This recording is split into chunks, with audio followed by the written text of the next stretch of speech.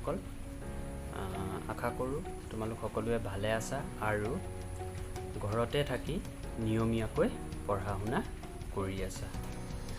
যিহেতু দেশত কৰোনা অতিমাৰীৰ বাবে বিদ্যালয়সমূহ সম্পূৰ্ণৰূপে বন্ধ হৈ আছে, যাৰ বাবে আমি বিদ্যালয়ত গৈ পাঠদান আৰম্ভ কৰিব পৰা নাই। সেইবাবে সমগ্ৰ শিক্ষা ধেমাজিৰ তৰফৰ পৰা অনলাইন প্ৰক্ৰিয়াৰে পাঠদান চলাই থকা হৈছে আৰু আশা কৰোঁ তোমালোক সকলোৱে নিয়মীয়াকৈ এই পাঠসমূহ চাইছা আৰু ইয়াৰ পৰা তোমালোকে নিশ্চয় উপকৃত হৈছা।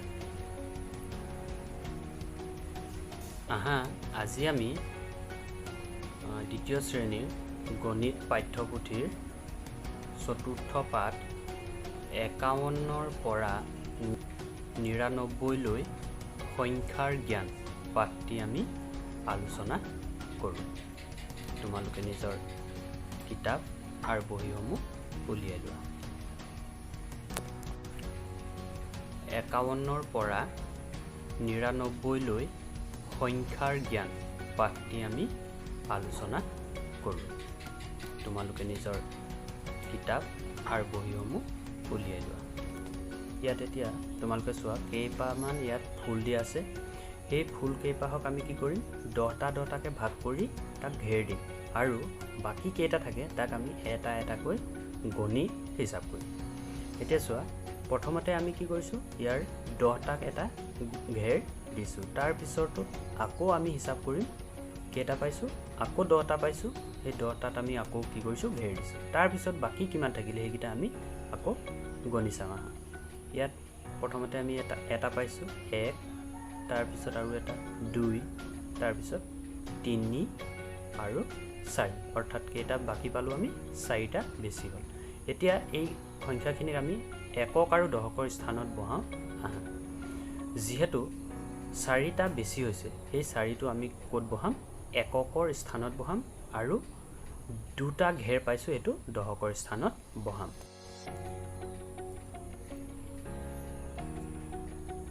তাৰপিছত আকৌ এটা ছবি তোমালোকে চোৱা, ইয়াত কেইটামান আপেল দিয়া আছে। সেই আপেল কেইটাক আমি কি কৰিম, প্ৰথমতে 10টাকৈ ভাগ কৰিম, ঘেৰ দিম আৰু যিটো বেছি হ'ব সেইটো আমি এটা এটাকৈ গণি হিচাপ কৰিম। এতিয়া আগৰটোৰ দৰে একেই, ইয়াতো আমি প্ৰথমতে 10টাক এটা ঘেৰ দিছোঁ। তাৰপিছত চোৱা আন 10টাক আমি আকৌ এটা ঘেৰ দিছোঁ।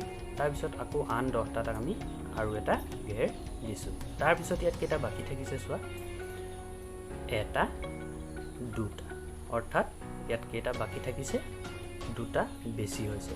এতিয়া আমি এইটো কি কৰিম, একক আৰু দশকৰ স্থানত কিদৰে লিখা হয় তাক চাম। ইয়াত যিহেতু 2টা বেছি হৈছে, গতিকে সেই 2টো আমি ক'ত বহাম, এককৰ স্থানত বহাম।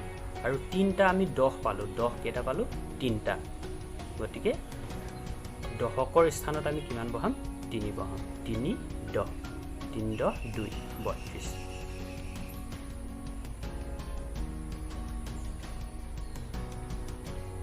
ইয়াৰ পিছত আমি চাওঁ মণিশলাৰ মণি চাই সংখ্যাৰ স্থানীয় মান কিদৰে লিখা হয়। মণিশলাৰ মণি চাই পিনি সংখ্যাৰ স্থানীয় মানটো কিদৰে লিখা হয় চাওঁ আহা। ইয়াত চোৱা, তোমালোকৰ পাঠত দিয়া আছে 3, 4, কিমান দিয়া আছে, 3, 4, 34। সংখ্যাটোৰ 4 অংকটো এককৰ ঘৰত আছে। এই 3, 4, 34 সংখ্যাটোৰ 4 অংকটো ক'ত আছে, এককৰ স্থানত আছে। সেয়ে ইয়াৰ স্থানীয় মান, যিহেতু আমি আগৰটোক যেনেকৈ চালোঁ, তাৰ স্থানীয় মানটো কি হ'ব, 4।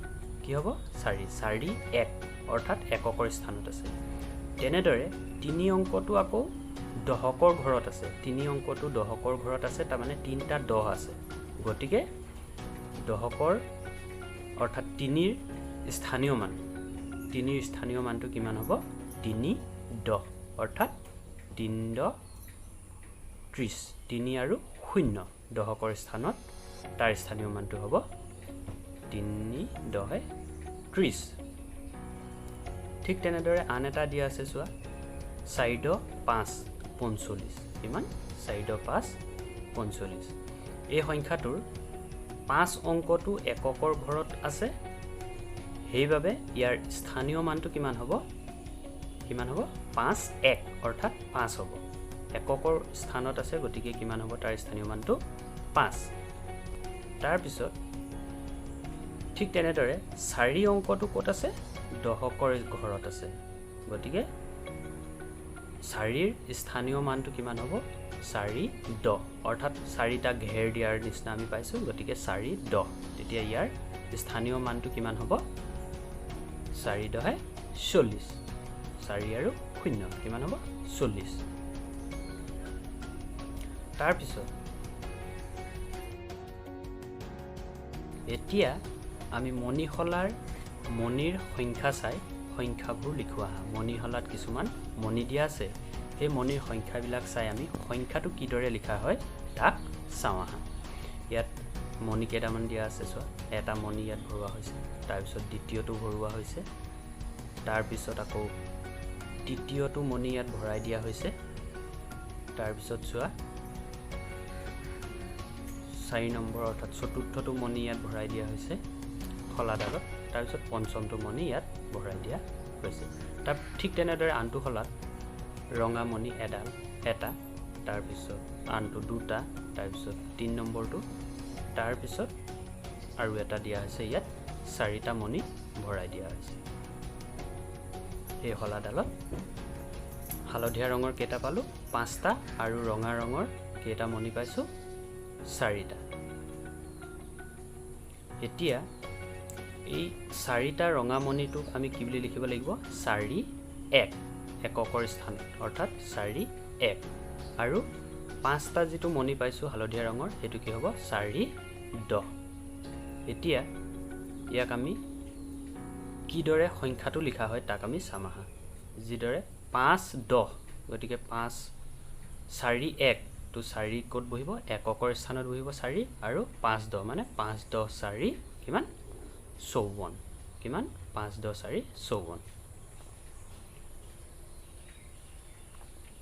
তাৰ এতিয়া মণিহলাৰ মণি গণি চাই আমি সংখ্যা লিখো আহা মণিহলাৰ মণি দিয়া আছে চোৱা ৰঙা মণি দিয়া আছে ইয়াত কেইটা এটা দুটা তিনটা চাৰিটা পাঁচটা অৰ্থাৎ 5 10 আৰু হালধীয়া ৰঙৰ মণি কেইটা দিয়া আছে এটা দুটা 2 1 এতিয়া এই সংখ্যাটো আমি কিদৰে লিখিম চোৱা এককৰ স্থানত 2 আৰু দশকৰ স্থানত 5 অৰ্থাৎ 5 10 2 কিমান 5 10 2 52 এইদৰে আমি সংখ্যাবোৰ লিখিব পাৰো ইয়াৰ পিছত 5 10 1 কিমান হয় 5 10 1 51 ঠিক তেনেদৰে 5 10 2 52 5 10 3 53 5 10 4 কিমান 54 5 10 5 55 5 10 6 56 5 10 7 57 5 10 8 58 5 10 9 59 6 10 কিমান 60 ঠিক তেনেদৰে আমি 6 ঘৰটো যদি চাওঁ তেন্তে 6 10 1 61 6 10 2 62 6 10 3 63 6 10 4 64 6 10 5 65 6 10 6 66 6 10 7 67 6 10 8 68 6 10 9 69 8 10 70